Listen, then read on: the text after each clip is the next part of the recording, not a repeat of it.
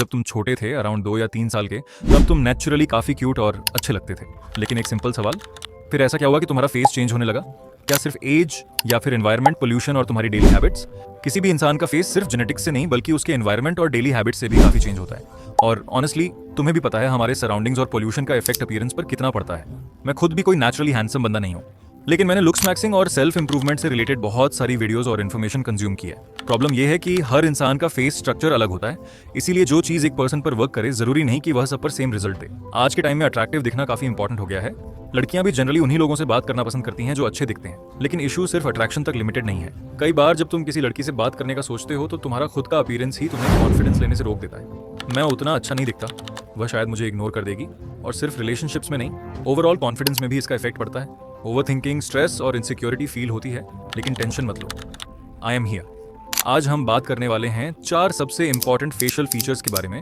Sharp jaw line, hunter eyes, sharp nose और feature number 4, और यहीं पे गेम चेंज होता है, क्योंकि यह एक ऐसा फीचर है जिसे 90% लोग कंप्लीटली इग्नोर कर देते हैं और इसी वजह से वो अपनी फुल अट्रैक्टिवनेस अनलॉक ही नहीं कर पाते। लेकिन इस फीचर को जानने से पहले इन 3 फीचर्स को समझना बहुत इंपॉर्टेंट है।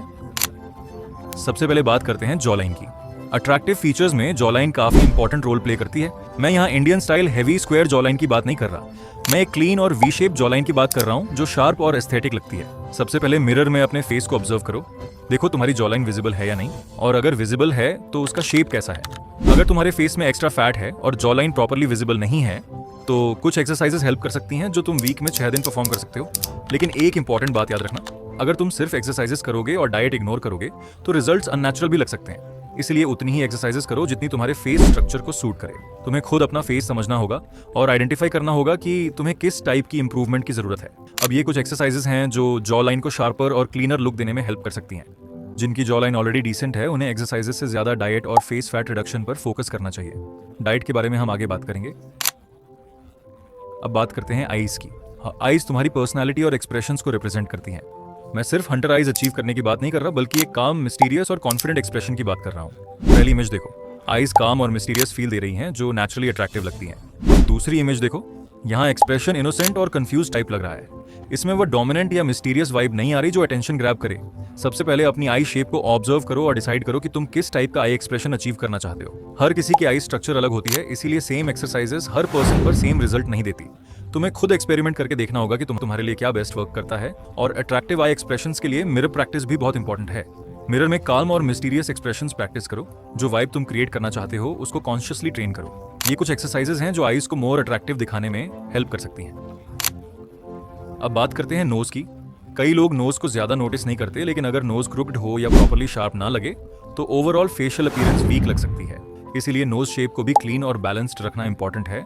मोस्ट लोगों की नोज नेचुरली क्रुक्ड नहीं होती, लेकिन नोज के नीचे स्माइल लाइंस और रिंकल्स विजिबल हो जाते हैं जो फेस को लेस अट्रैक्टिव बना देते हैं। तुम्हें अपने नोज स्ट्रक्चर के अकॉर्डिंग ऑब्जर्व करना है कि कौन सी एक्सरसाइजेस तुम्हारी नोज को क्लीनर और रिंकल्स को लेस नोटिसेबल बनाने में हेल्प करेगी। ये कुछ एक्सरसाइजेस हैं जो नोज अपीयरेंस इंप्रूव करने में यूजफुल हो सकती हैं। अब बात करते हैं most ignored feature slim lips की।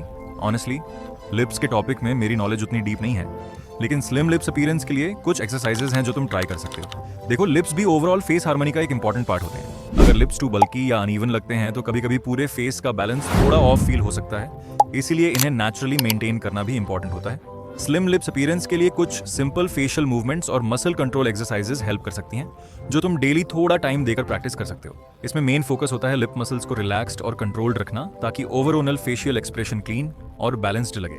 ये रही वो एक्सरसाइजेस। अब आते हैं डाइट पर। सबसे इंपॉर्टेंट चीज ऑनेस्टली डाइट ही होती है। तुम जो खाते हो वही तुम्हारे फेस और बॉडी में रिफ्लेक्ट होता है।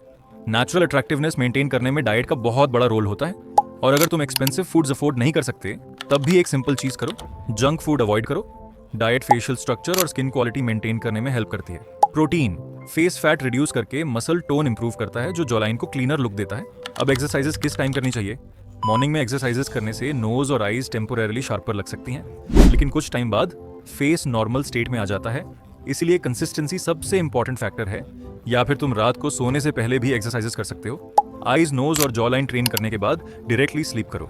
फाइनल बात, अगर तुमने ये सब कंसिस्टेंटली 7 दिन फॉलो किया तो तुम खुद मिरर में डिफरेंस नोटिस करोगे।